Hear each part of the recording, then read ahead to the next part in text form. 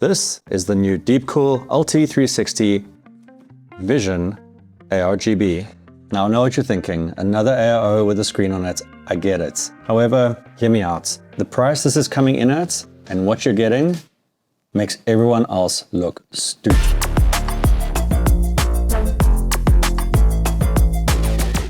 Coming in at an MSRP of 2,199 Rand here in South Africa and $140 for my international dudes. That's a very decent price for an AIO with a display, especially a display this size. All right, let's have a look what we get in the box. I practice this off screen and I'll start working. I promise you it looked really cool. A little box, all our mounting hardware. This will fit your AM4, AM5, all your current and previous gen Intels. Obviously, the hero of the moment is the screen. 854 by 480 resolution, IPS display, and comes with a full 90-degree rotation. I mean, most AIOs, and you'll pay more for them, have a screen maybe that size. The display shows system metrics, can display images, GIFs, video files, and even act as a secondary display. You can literally just drag something across and play it on here if you want. So if you want to watch this video on a small screen, you can do it. You can swivel the tubing about 45 degrees each way, maybe a bit further on the one direction. But it's literally like a mobile phone. Hello? Yes, they did say they will like and subscribe. Now, Deepcool does not use Acertech anything. They do everything in-house, so they've got their own proprietary pump in here. It's a new Gen 6 pump that's in the LT360 Vision ARGB. I have no idea how this is going to perform, but Deepcool makes some cool shit. Don't expect the highest level of performance, but if you're getting an AIO with a screen on it, I don't think you're the kind of person who's chasing Hall of Fame benchmark results, are you? This is all about how it looks. I guess we'll see in a bit if you can actually put the orientation in a different way. If you can have it vertical, I don't know why you wouldn't do that, but maybe if you are completely brain rotted by TikTok, this is how you see the world now, so maybe we can do that. As for the fans, if they are ARGB fans, these fans spin up to 2,500 RPMs. They will push a lot of air. As for the static pressure, we'll do a CFM test on them. I'm sure they're going to move a lot. They're going to push a lot of air through this radiator. What's cool about this, and I've never seen this before, is there's a cutout on the fan shroud. All right, I mean, first impressions, it's a lovely piece of kit. I mean, it's really well put together and it doesn't feel cheap. The tubes are braided, which is always a lovely touch, and they have these combs built into them so you can keep things nice and neat. So we're dropping this onto the channel's new test bench, I guess, after the Aero Wood build I did a couple of weeks back, moving everything onto an Intel platform with the Intel 270K Plus, which is a 240 watt TDP CPU. So I think this is going to be a good use case to how this guy is going to perform on there. I do have thermal paste pre-applied on here, which is always a nice touch. I'm not going full deep dive review on this, by the way, guys. This is more an unboxing, see how it performs. Let's drop it onto our test bench. Let's do some stress testing. Let's do some benchmarking. Let's have a look how the software runs, how the ease of use and what you can do with it. And then we'll drop it into a fully built rig to see if you guys can envision what it looks like in yours.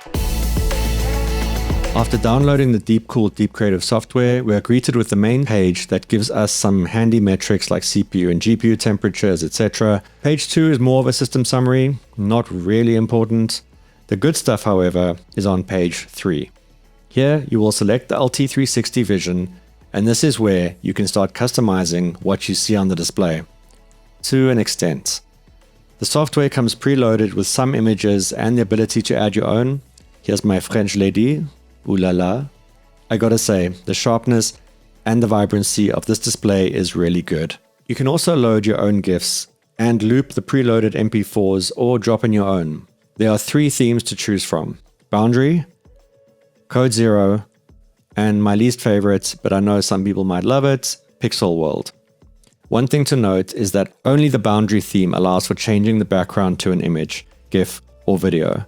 With the other 2 themes, no go. Remember when I questioned earlier if this AIO could be mounted so the screen sits vertically? If you're all about that TikTok life, yes, it can. In fact, you can orient it in any way in the software. The software also allows you to change the font color, but only between black and white, for when your background is lighter or darker in color. And lastly, one of the coolest features is Decast. Basically, this 4.5-inch display becomes another monitor attached to your PC. So you can drag and drop whatever you want to it, and hey, Johnception. It's very easy to use and sort of intuitive. However, having used the Sudoku Mastercraft software, the Deepcool Deep Creative Suite has a ways to go. Whilst it is functional, it's not very customizable. I'd like to see more of a granular control, like where I place stats, which stats I want to show. If I wanted to show my network speeds and GPU voltage in a larger font with everything else being smaller, I'd like to be able to do that. It would also be very cool if they not only designed more themes to choose from, but also maybe a user-created theme share service. Okay, so it looks nice. How does it perform? I am well impressed with this Deepcool LT360 Vision. Not only does it run exceptionally quiet, the radiator fans are spinning at 500 RPM at the moment. We're idling at 33 degrees, more or less. And when you put it under sustained load, I've set it that the fans ramp up to about 2000 RPM and we're capped at about 75 C under full load, 250 watts being pulled. At idle, it's quieter than the noise floor of the room. And as soon as we ramp it up to 2000 RPM, we're doing about 50 decibels from about a foot away from the radiator. It'll be a bit quieter inside a machine. That is not going to make your ears bleed. It's okay. And that's still well within reason. You can actually pull back the fans to about 1,500 RPM, let your temperatures maybe rise to about 80 under load. And remember, this is under sustained load with Cinebench. When you're gaming, you're not even going to get close to that. So I'm well impressed. During the smoke test at idle, the smoke sort of just fell through the radiator because the fans aren't really doing much at 500 RPM. But when we ramp it up, I've never in my life actually seen the smoke move so consistently. It just sort of spattered in a straight line out the back of the radiator. That was, to me, normally it's quite turbulent. This was just a straight shot out the back. So maybe it's to do with these fans, maybe it's to do with the radiator. I mean, they don't use Acertech stuff, it's their own designs. So whatever they did, it's witchcraft. One little thing you guys need to maybe note, because these fans are exposed on either side, obviously on the back end you have all the wiring for each of the fans. And one thing I noticed when I was, moving it around, etc., is these wires can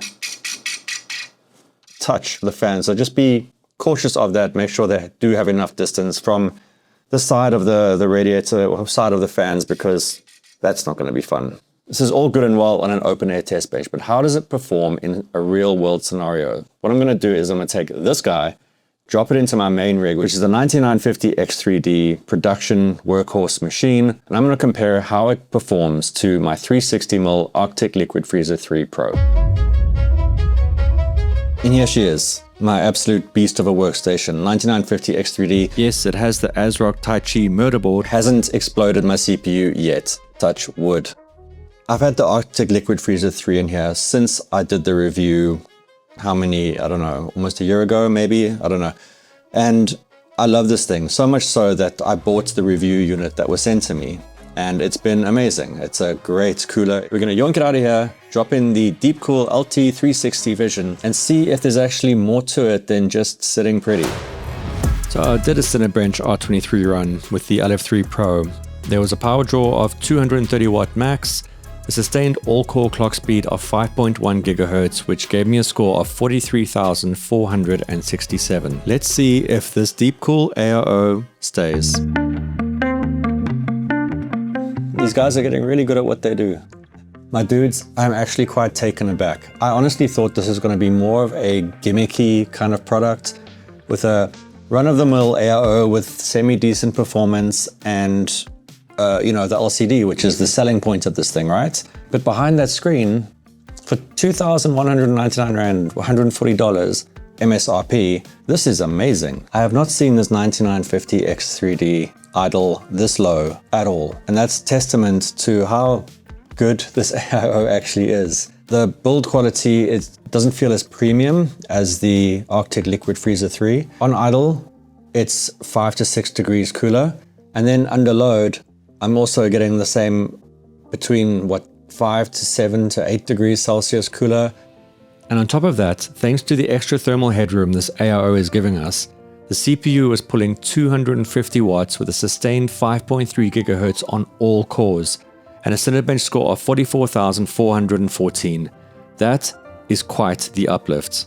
Some things I don't like, as mentioned, because these fans are exposed up here on the side. In this case in particular, this is a very unique me problem. The exposed wires on the sides of the AIO, I wish these were the interconnect ones, but they're not. There are wires running between them.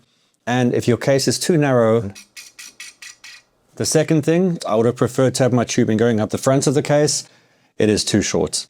The overhead on the software I did think was going to give me somewhat of a performance hit, but actually got a better Cinebench score. So yay me and yay Deepcool. Now the big question is, am I going to keep this in my main rig?